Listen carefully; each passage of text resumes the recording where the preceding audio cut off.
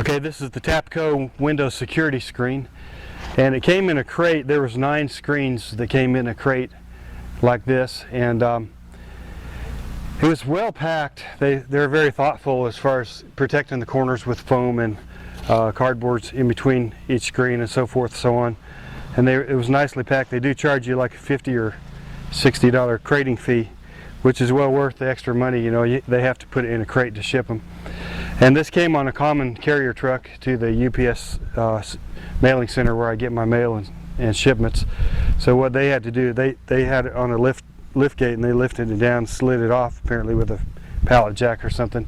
When I arrived there, it was just sitting in the back room in this crate, so we literally had to take it out piece by piece, put the crate in my truck, and then reload it in order to get it to the job site, since we didn't have a forklift or anything to lift it into the truck with. But that is a way to do it. It just took a few extra minutes.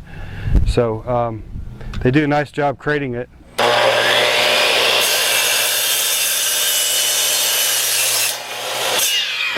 What we do is we first mark the holes in the tubings. This is the part that's going to be attached to the wall, so that these holes do not coincide with the pre-drilled holes into the flanges of the window screens, because we don't want to be putting a self-drilling screw through the flange of the window screen and have it go into a hole here. We want solid metal for it to go into. So that's, what's that? We are smart. Yeah, because we're smart.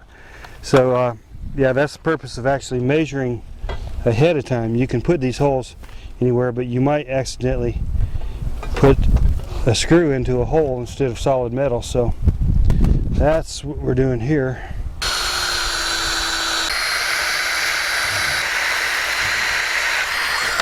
Now here's what you have to understand. I didn't quite grasp this at first till I called the factory. You don't want to install this screw on the outside, because then the window won't set flush with that screw head in there.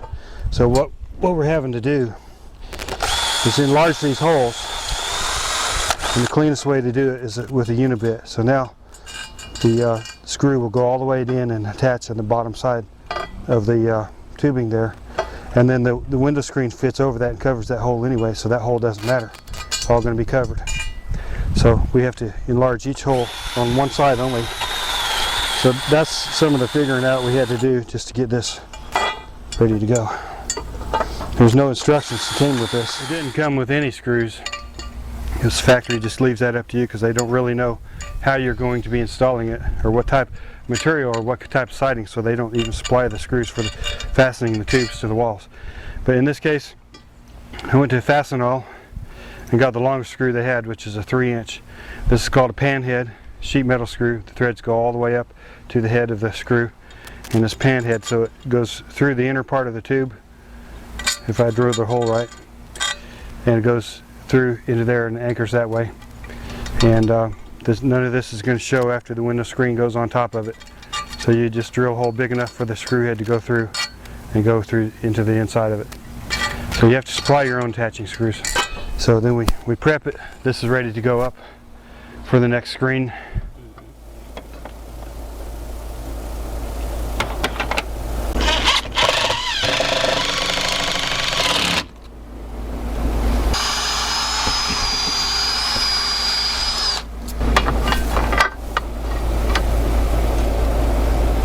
This is the tubing that we attach to the wall before the screen goes up. So the screen attaches to the tubing.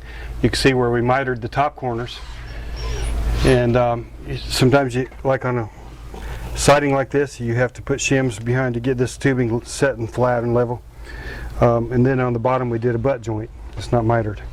So it seems to be a cleaner way of installing it, just because of the type of siding that we have. So you have to determine that when you install it, what your surface is. So these are all attached. The screen is ready to go up on there. The bottom to the left. Right there, right there. Oh, you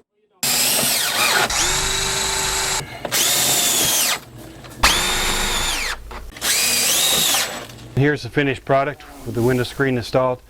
It's installed with specialty square drive screws. It opens from the inside. In case there's a fire, it has to open from the inside by law, especially in bedrooms. So this is finished product, and it's hurricane proof, burglar proof, ready to go. It's a 12 mesh, 12 weaves each direction of steel mesh.